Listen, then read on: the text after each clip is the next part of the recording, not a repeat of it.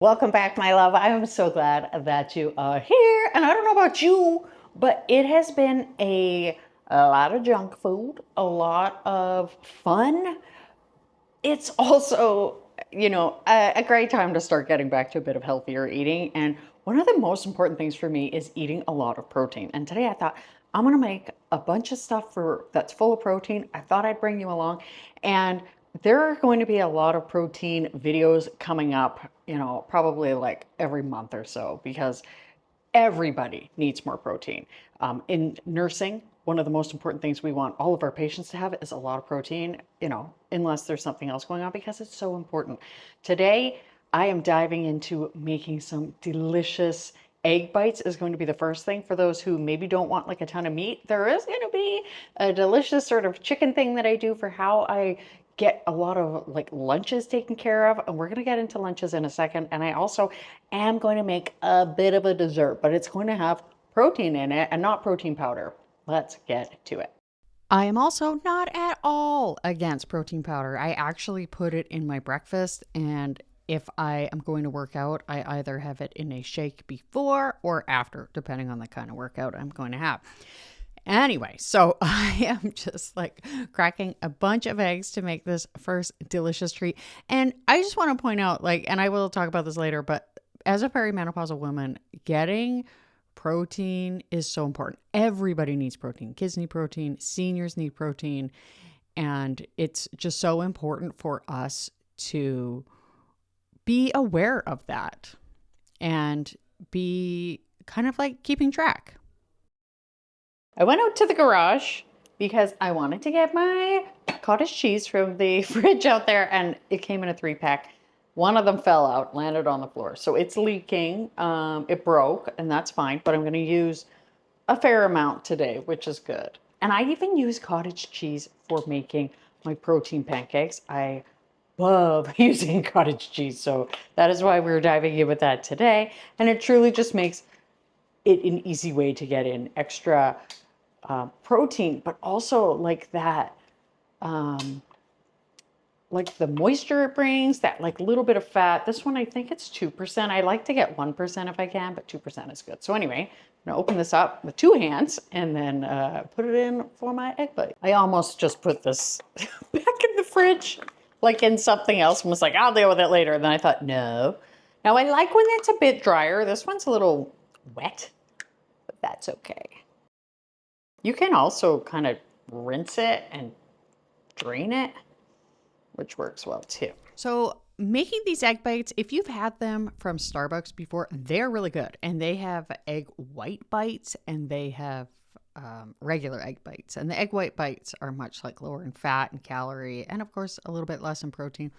And I'm just like, whatever. The point, like fat to me, from the research I've done, and you do your own research, but fat is not a terrible thing, especially if we are having a healthier diet. And I love having like a lot of like nutrient rich food. Eggs are very good for us. The onions that I put in are good. I put in salami, which is fermented, and if fermented things are good, I don't know, there's probably like nitrates, maybe a little bit less, but it's all about balance. And this is just such a great thing to have when, first of all, it's way cheaper. You don't even have to put the salami in. We have done it with bacon. We have done it with ham. I've done it with nothing. I've done it with just Parmesan cheese. My husband hates Parmesan cheese, so I can't put that in. But it's just delicious. I just love to just mix all of the yummy, yummy things in, and they're just so tasty. I'm actually feeling like adding just a little bit of heat, so I'm going to put in some fermented jalapenos. Oh my gosh, this was such a smart move. These were so flavorful. And again, like even if you just like egg flavor, you don't have to go crazy. You can just put whatever you want in them and they will be good. It's that simple. Now, what you can do, and what I often do, is I will mix the eggs with the cottage cheese in my blender, and then they're very smooth, like if you've had the kind from Starbucks. But sometimes it's nice to have like a little bit of texture. Oh, you know what? I did forget the cheese. I considered adding Parmesan, but my husband doesn't like Parmesan cheese, which, is a bummer, but it's okay. So add in half a cup of cheese. I love it with Parmesan, but it's fine. It's fine. So anyway, now I'm just gonna get my muffin tins ready and start cooking it. So one of the things that I think is so helpful is using muffin liners, and I use these ones, they're parchment paper, but also to put a bit of oil along the top, because that makes it so much easier. Because I mean, I don't know about you, but I can't help but get at least a couple drips on the tin. And I mean, it's egg. It's one of the hardest things to get out. So I'm going to do that. You can also bake these in a silicone pan if you want. I have the super cubes and they're a square. I could probably do that too, but they're small. I think they're only like just over 2 tablespoons, but this works really well too. And they pop right out. The other thing about using the blender is it is easier to put into the molds, but it's just, doesn't matter. We do this as a way to relax. Don't worry, my blender is going to get a lot of use in this cooking day. However, the texture was fine afterwards. It's just as a little like teaser spoiler. Yeah, it was totally fine. But the one thing is that my husband was like, they were a little damp, which doesn't bother me, but you could drain the cottage cheese much better than I did, or you could use dry curd, which I like, but it molds so fast, so I do not buy it anymore. I would rather so next time I make it, I might just drain it, and that would be a little bit better, but I'm fine with it. It was really good. Now we're gonna pop this in. I'm actually just using my little toaster oven today, because I am making this small recipe and then another small recipe, like brownies at the end, protein brownies. And I can just use this, which saves energy and it's just so easy. So I like my little oven. Now let's wash my bowl and then we're gonna get started on the brownies. So I have been, of course, like eating lots of protein for a few years. Well, you might not be like, how is that? Of course, but I have been. So, but I've really fallen in love with cottage cheese lately. And this is the first time I've done this. And I kind of just cobbled this recipe together with other things I've done. So it was a bit of a gamble. Trying to see if I need the bigger one, but I don't think I do, which is good. Good. All right. First, let's prepare our pan. One little trick that I like to do is use parchment paper, and if you crumple it up, not too vigorously, but if you crumple it up, then it is much easier to mold into a pan. You can also wet it, but then it's wet. But it dries very fast if you do it in the oven. And then I spray underneath, and then I just pop the parchment paper back in, and it is ready to go. Okay, so I have warmed my eggs up to room temperature in my bowl with some hot water, not boiling. If you do boiling, it will cook your eggs. So I don't want that. I mean, I've done it like a lot. And I mean, I'll still cook with them. Like I'll still bake with them. It's fine. But the reason why I'm doing this is because I don't want to, I'm going to soften my, my chocolate, and I don't want it to harden when I put it all together. So everything needs to be room temperature or slightly warm. And I actually just heated up my cottage cheese too. I had to look. I'm like, what's it called? There we go. So I'm just going to put the eggs there. And we're going to do the cottage cheese. And you can use a different style blender, obviously. I just use the small one. And if I was going like a larger recipe, I would have to use the other one, but this one worked really well. Okay, our egg bites are done. They're not jiggling anymore. And there can be like a very quick time where they're not done and then they are done. So anyway, I'm gonna let these cool. We're gonna use the same thing. It doesn't matter if it turns off. It heats up so fast because it's so small. And now it's time to melt some chocolate. Now it is time for the chocolate part of the delicious brownies here. I didn't say it was super healthy. I just said it had more protein. So it still is a treat, but what's good is it's one of those treats that's not going to like hugely spike your blood sugar, which is really good. And so it's just like we're doing chocolate chips in the microwave to melt them and the cocoa, and I'm adding just a little bit of flour. Very low carb. I only add 1 little tablespoon just to absorb a tiny bit of moisture. I'm going to check my chocolate. I mean, it's not that low carb. It's certainly not bad, but it's still has sugar. And chocolate chips, which are not low carb, but it's not as much as adding like a ton of flour, which worked out really well. When I melt chocolate in the microwave, I just do little tiny spurts. So that's like 15 to 20 seconds. You could use baker's chocolate. I actually think that I'm going to keep playing with this recipe. I will, of course, put it down below. It was so good the way I did it, but I do want to see what it's like with a little bit less chocolate chips. And I'm totally happy with the amount of flour and everything that I put in. And I think, I'm not sure if I would decrease the sugar, but it was like, you'll see how they turn out, and I was not upset. And yeah, so just mixing all of that together. And then it was time to introduce the eggs. Now you would want to make sure that your chocolate is not super duper hot. So how I did it was just by adding a little bit of the egg mixture to the chocolate. It looks like it's seizing, but it turned out fine. So I'm happy with that. And then I add the chocolate back to the blender, and then we whiz it on up. All right. So I just mixed that up while that was running. Oh, yum. Nice and smooth. I'm just going to pour that in. We're going to see how this turns out. This might just be more of a pudding. I have never made this before.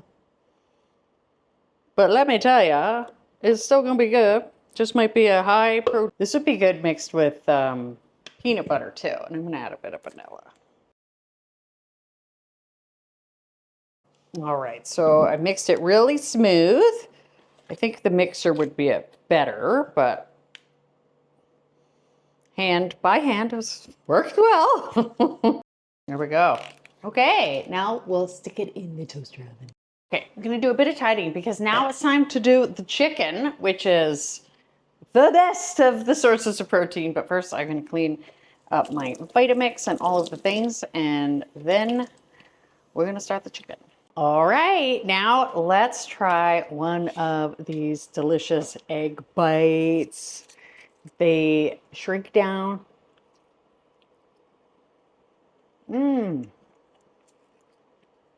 So good. And the jalapeno was a good add, for sure. Super good. I'm gonna finish this, and then we're gonna start canning up that chicken. I got out my pressure canner. Alrighty, so I try to buy Happy Meat. I don't let that stand in my way always of like getting the protein that I need, especially as a perimenopausal woman. It's an uphill battle. So here are some chicken thighs. It's just is what it is. So what I do with these, I'm going to can, obviously. I've got my pressure canner heating up. You don't want it boiling, but warming is fine because I'm using these. Now the recipe I'm using is from I think it's called the National Center for Food Preservation or something like that. I will link it below. And what I do is I just basically cut each of these in half and put them in here. And I think the recipe, or like the instructions are that they should be less than an inch or whatever wide, but they are so thin. Now these are semi-frozen because our fridge outside sucks. Actually, I'd like to do it in quarters. What am I talking about? So I just fill them up. It's shocking how much you can fit in one. But you don't want to overfill ever when you're canning. And I am not going to tell you how to can. I am not an expert. You don't want to do it wrong, but it's very safe if you do it right. And so convenient to have chicken on the shelf so that anytime I want, and I have this for lunch most days of the week. I also have recently purchased some canned salmon from my local cannery. So, and so it's like wild caught salmon. So I always have protein for my lunches. And I just love having this, and you can have it straight out of the jar if you like. I prefer to kind of brown it on the stove, and I add this mix that I made of my freeze-dried garlic scapes and onion scapes, and tomato skins. It's so good, and I just fry it up on the stove, brown it up, and it is delicious. So that's a big one. So anyway, I just slice these up and just put them in here. And then we're going to do the pressure canning. That takes a bit of time. It's definitely not something you want to do on camera because it is loud. But I will show you in the background and show you when it's done. Also, our brownies or cake, whatever it is, are cooking. I don't know. It's a fun experiment. All I know is that it will taste good and it will be high in protein. I've really fallen in love with canning and other food preservation methods. You guys know I have a freeze dryer that I like to use, and I actually plan on freeze drying some chili soon, so I'll take you guys along for the ride. But you can make so many good things with a pressure canner. You, of course, have to follow directions. You want to be really careful. But if you do, it is safe. And we have done pork, which then we have carnitas ready to go all the time. I love having the chicken ready to go. I have done soups. I have done stews. Some things I prefer to freeze, but I really like chicken. And you don't want to pack it, but it does start to fall. And I had my husband helping me the last time I did this, which was not long ago, because we're both like knowing how important it is to get that protein. And he really kind of packed it. You don't want to pack it. And I have done this with breasts, not good. It's also good for dinners and stuff too. And I haven't freeze dried, well, I freeze dried turkey leftovers for after my Thanksgiving video I did. And I did a video about that. And that rehydrated really well. But I haven't done chicken and I haven't done beef, but I think that would be so convenient. And I have heard it's very easy to put a meal together, like especially if you're making like tacos or something.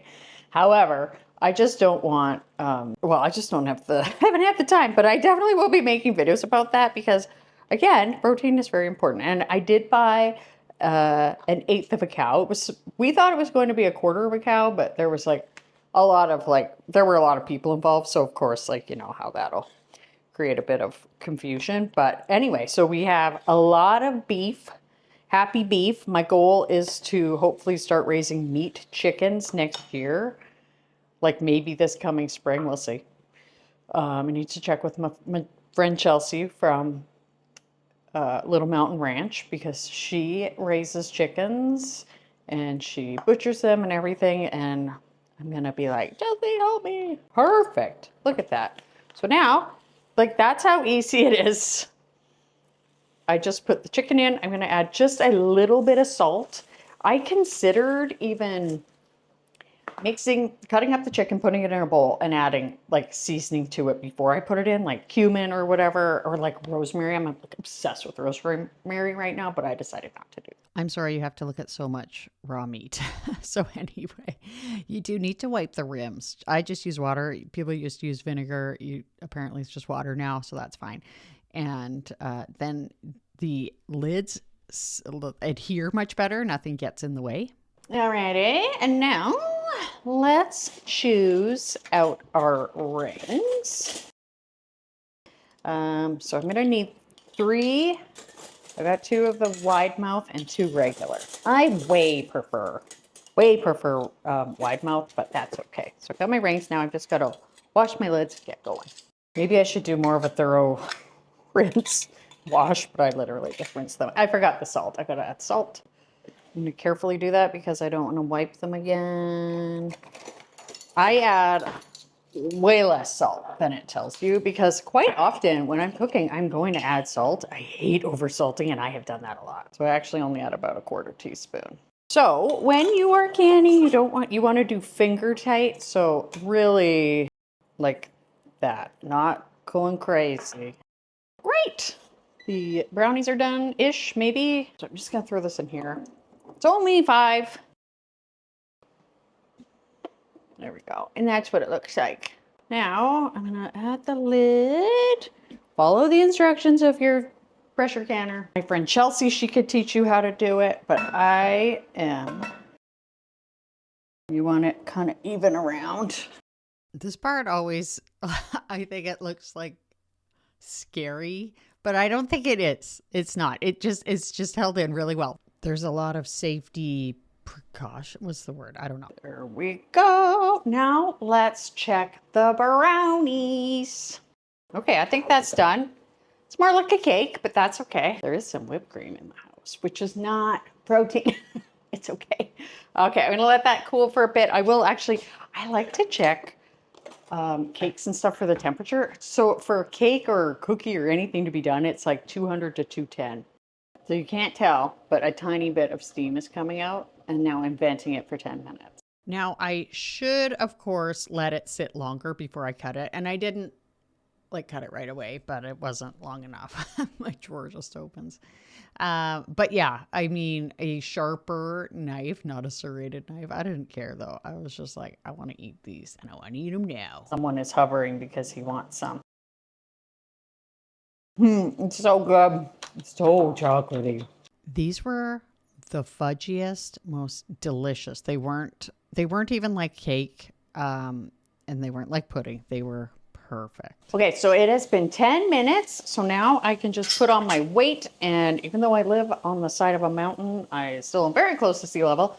So I put it on 10, right like that. Then I let it come up to pressure right there. So you can use the dial, but with this type of canner, you're also supposed to wait and count between like jiggles, I guess it's called. I can't even imitate the sound. You'll see it. Now, when you bring it to temperature, don't do it on the highest setting, or you can have siphoning, which is where some of it comes out. But you can see it jiggling there. I don't have the sound. Sorry, I messed up that part. But it's jiggling. It is loud, though. All right, so I just turned this off a little bit. That's coming down to pressure. It's at like 3. But I let it sit for a while before I pull it out. Now, the egg bites here, I put in this container. You can freeze them really well. A bit more moisture will come out, but I still think they're really good. And you can also put them in the fridge. And I'm just putting them in the fridge because there's only like 6 left. My husband and I were enjoying them. We also have been enjoying the brownies, which are so good. The texture is delicious. Don't you think the texture is good? They are so good. We have just been noshing on them so much.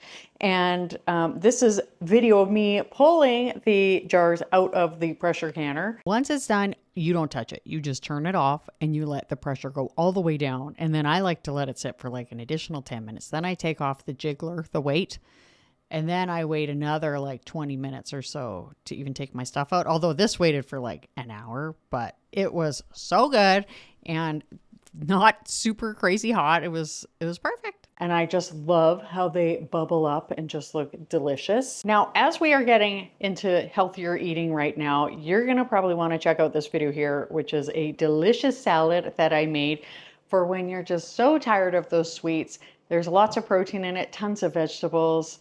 Stay cozy. I hope something great happens for you today. Thank you so much for watching, and I'll see you next time.